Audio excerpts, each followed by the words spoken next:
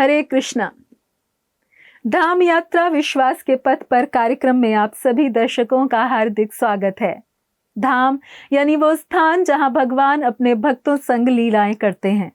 और धाम दर्शन की महिमा ऐसी कि इसके दर्शन से जहां पाप नष्ट होते हैं तो तीर्थ मार्ग में सत्संग से ज्ञान मिलता है और भगवत भक्ति तथा आध्यात्मिक चेतना की वृद्धि होती है।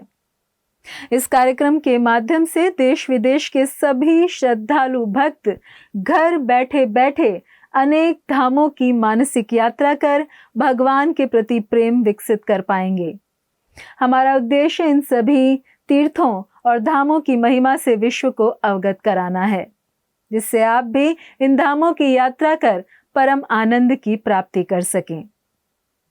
श्री नवद्वीप धाम की परिधि 16 कोस है तथा इसकी 8 द्वीप कमल की 8 पंखुड़ियां हैं। इन सब के मध्य में स्थित है अंतरद्वीप, जो इस कमल की कर्णिका है। इस अंतरद्वीप की यात्रा करते हुए हमने अंतरद्वीप का महत्व, श्रीधाम, मायापुर तथा योगपीठ के विषय में जाना व दर्शन किए। इस कड़ी में आगे बढ़ते हुए अंतरद्वीप के अंतर्गत हम जाएंगे श्रीवास आंगन, जहां श्री चैतन्य महाप्रभु और उनके पार्षदों ने संकीर्तन आंदोलन प्रारंभ किया था, जहां महाप्रभु और श्री नित्यानंद प्रभु आनंद के भाव में विभोर होकर नृत्य करते थे तथा यही वो पुण्य स्थान है जहां भगवान श्री चैतन्य महाप्रभु ने नित्यानंद प्रभु को अपना षड्भुज रूप दिखलाया था। आइए कार्यक्रम का आरंभ करते हैं और चलते हैं श्रीवास आंगन।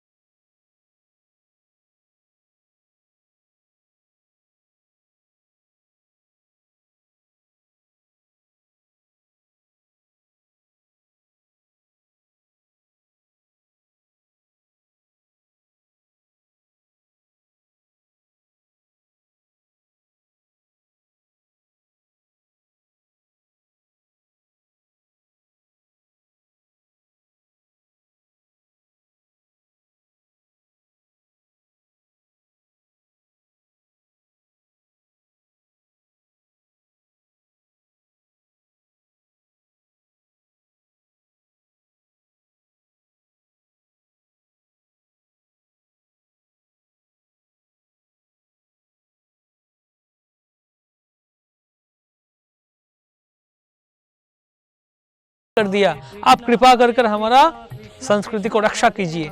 तब चांदकजी आए और चांदकजी इस मृदंग को तोड़ डाले।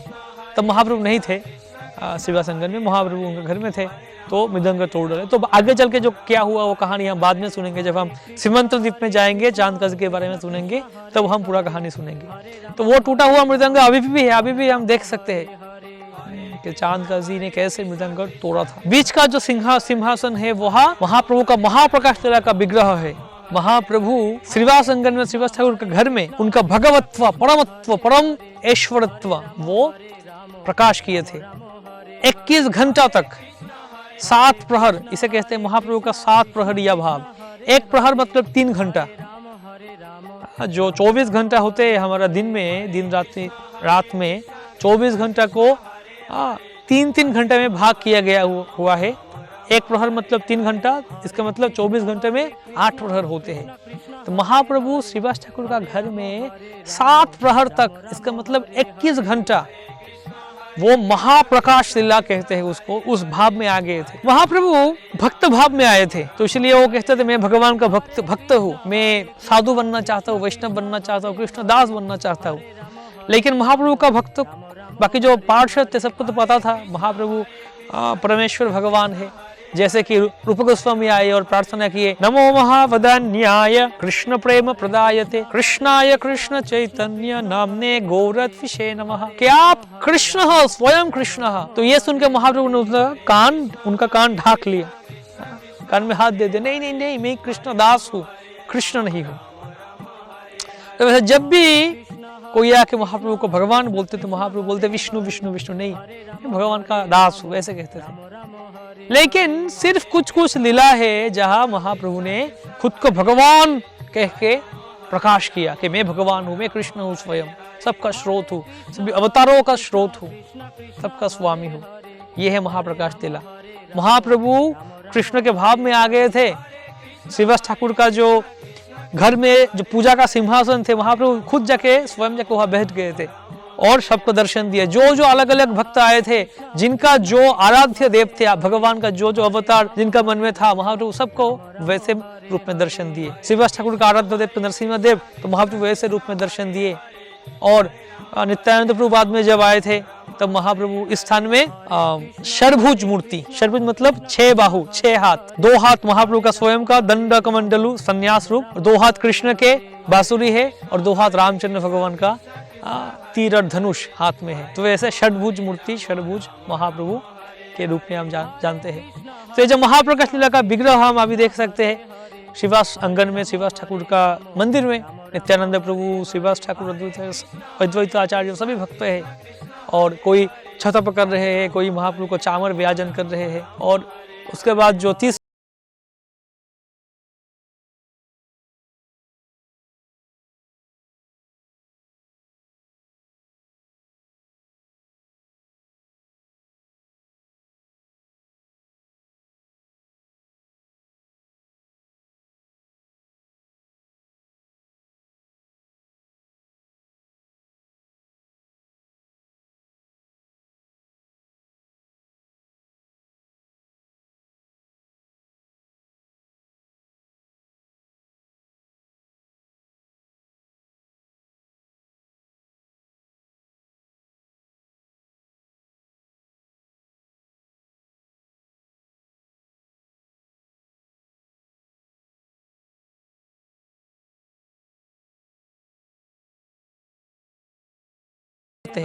पंचतत्वात्मकम कृष्णम भक्त रूप स्वरूपकम। तो भक्त रूप मतलब महाप्रभु है, भक्त का रूप में आए हैं। और स्वरूपकम भक्त स्वरूपत्म नित्यानंद प्रभु है। भक्त रूप स्वरूपकम, भक्तावतारम मतलब अद्वैत आचार्य है। और भक्ताख्यम मतलब श्रीवास ठाकुर है। और भक्त शक्ति मतलब गदाधर पंडित है। तो श्रीवास ठाकुर भक्त्याख्यम, सभी भक्तों का वो प्रतीक है, मूल है। तो उनसे हम प्रार्थना करें कि हम कैसे महाप्रभु का भक्ति कर सके। श्रीवास ठाकुर एक गृहस्थ थे, उनका परिवार में वो 4 भाई थे, सबका परिवार तो सब बड़ा परिवार था।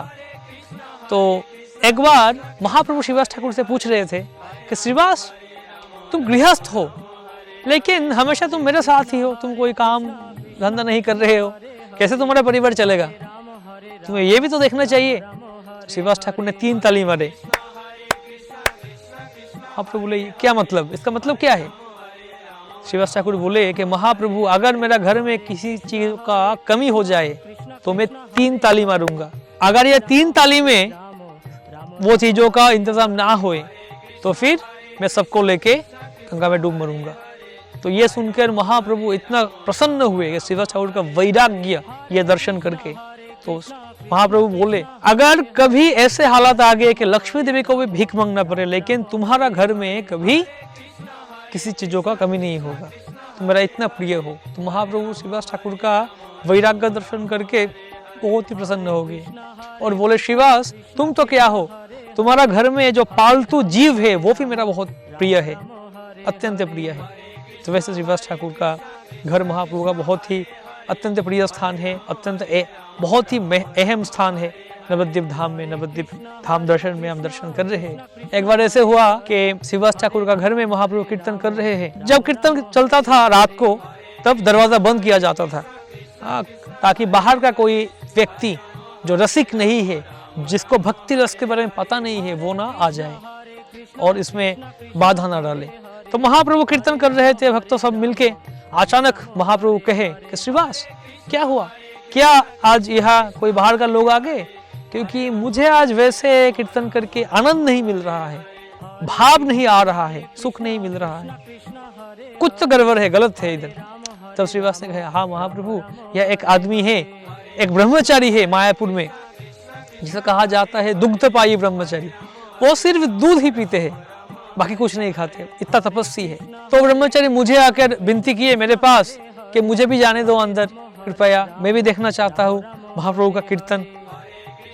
तो मैंने सोचा ये अच्छा ब्रह्मचारी है, तपस्वी है, तपस्या करते हैं उसको, और सिर्फ दूध ही पीते, उसको अंदर आने दे, कीर्तन सुने।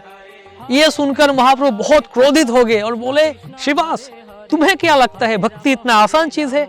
कृष्ण प्रेम प्राप्त करना इतना आसान है? सिर्फ दूध पी के तपस्या करके क्या कोई कृष्ण को लाभ कर सके, भक्ति लाभ कर सकता है? नहीं, भक्ति तपस्या का बात नहीं है। तपस्या से भगवान को नहीं प्राप्त किया जा सकता है, सिर्फ भक्ति से और भगवान का सेवा से ही, भक्त का सेवा से ही हम भगवान को और भगवान के प्रति भक्ति प्रेम को प्राप्त कर सके।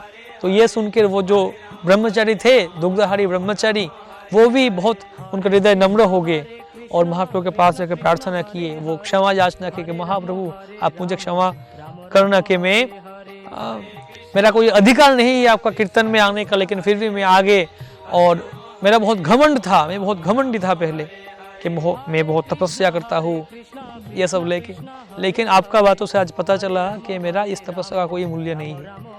तो उनका इस दुग्धपायी ब्रह्मचारी का जो नम्रता, विनय, ये देख के महाप्रभु बहुत प्रसन्न हुए।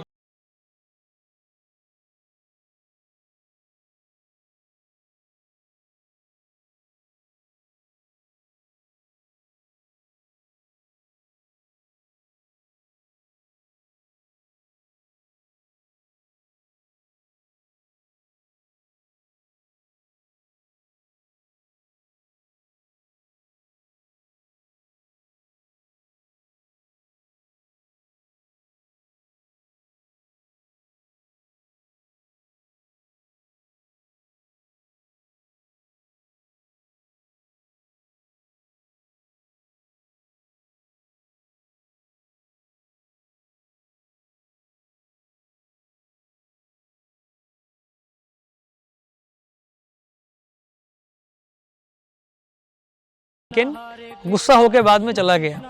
अगले दिन जब महाप्रभु स्नान करने गए गंगा में और स्नान कर रहे थे, तब वो ब्राह्मण आया और आके इतना क्रोधित हो गए महाप्रभु के प्रति, और क्रोध में आके गंगा का जल लिए, आचमन किए और उसका जो जनेऊ था वो जनेऊ तोड़ डाला। जनेऊ तोड़ के महाप्रभु से शाप दिया कि तुम्हारा संसार सुख विनाश हो जाए, तुम्हें संसार सुख का प्राप्ति नहीं होगा। तो यह सुनकर महाप्रभु का इतना उल्लास हो गया, कोईता छिंडिया सापे प्रचंड दुर्मुख, संसार सुख तुम्हार हो को विनाश, शाप सुनी महाप्रभु होइलो उल्लास, तुम्हारा संसार सुख नाश हो जाए। तो ये सुनकर महाप्रभु बहुत खुश हो गए, बोले धन्यवाद आपको, धन्यवाद, आपने मुझे शाप दिया। इतना ये शाप नहीं, ये आशीर्वाद है। क्योंकि ये संसार सुख मुझे चाहिए ही नहीं। मुझे तो भगवान का भक्ति करना है, और भगवान का भक्ति करने के लिए संसार सुख जो है वो बाधा है।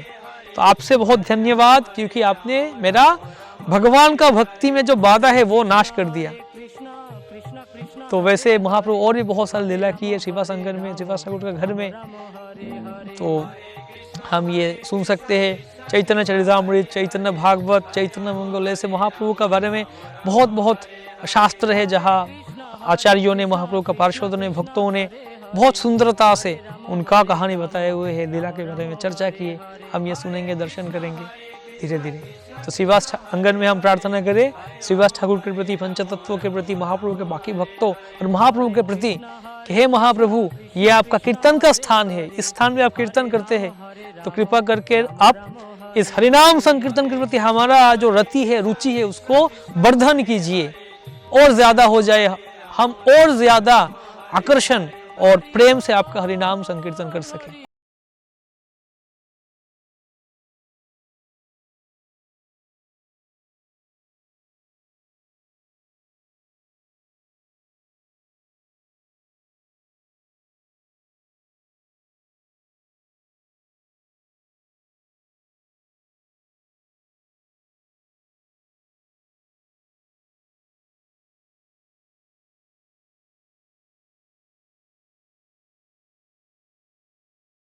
है कि आपको हमारा ये कार्यक्रम अच्छा लगा होगा। इस कड़ी में हमने श्रीवास आंगन के दर्शन किए। अगली कड़ी में अंतरद्वीप के अंतर्गत हम जाएंगे श्री अद्वैत भवन, जहां श्री अद्वैत आचार्य ने भगवान को प्रकट होने के लिए प्रार्थना की थी, तथा श्री गदाधर आंगन जो अद्वैत भवन के दाईं ओर स्थित मंदिर है। आपको धाम यात्रा कार्यक्रम कैसा लगा? अपने सुझाव और प्रतिक्रिया हमसे साझा करें, व साथ ही यह भी बताएं कि इस कार्यक्रम में आप और कौन से धामों का दर्शन करना चाहेंगे। धन्यवाद। हरे कृष्णा। ऐसे ही और भक्तिमय कार्यक्रमों के लिए देखिए हरे कृष्णा टेलीविजन, और इसे प्राप्त करने के लिए आप अपने केबल अथवा DTH ऑपरेटर से संपर्क करें, तथा और अधिक जानकारी के लिए आज ही डायल करें 7666 839 839।